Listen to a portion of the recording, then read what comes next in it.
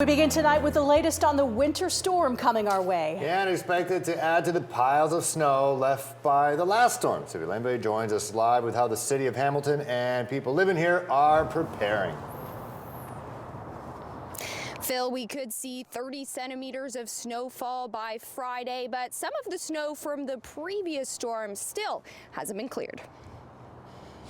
It's something downtown Hamilton residents are getting used to, leaping over heaps of snow on the sidewalk. Well, we've made our own paths. We've created little paths in between everything. There'll always be a few people who don't do their sidewalks, but downtown it's usually a small patch, and some of us just go out and do it for them. The city clears sidewalks that are next to municipally owned properties, schools that are in the public board, private lots that do not face the road, as well as sidewalks in Ancaster. But the rest is up to you, and you have 24 hours to do it before you're fined. Many crosswalks in downtown are still covered in snow from the January blizzard. Residents say it becomes a problem for those who have accessibility. We have a lot of people down here with children's buggies and wheelchairs and strollers and walkers. It's sad, especially for young moms with trying to push their children. There are a lot of seniors that live downtown, and with the ice and the snow piled up, it's very treacherous for our bad knees.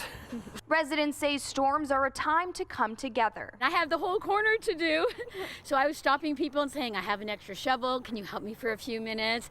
And I got great response. It brings people together. I always enjoy coming out in the winter and shoveling, and we do things for each other, and it's a good community time of year. The city says they've begun preparations for the storm. We're putting a bunch of different things down, salt and sand and other things in preparation of the snow that's coming. But this snowstorm is a little bit different than the last one because we're expecting 20 to 30 centimeters over a number of days, as opposed to that last one, which was 40 centimeters in about an 8-hour period. So we do have a bit more time. Over the course of the snowstorms in January, the city moved approximately 150,000 tons of snow to their facilities.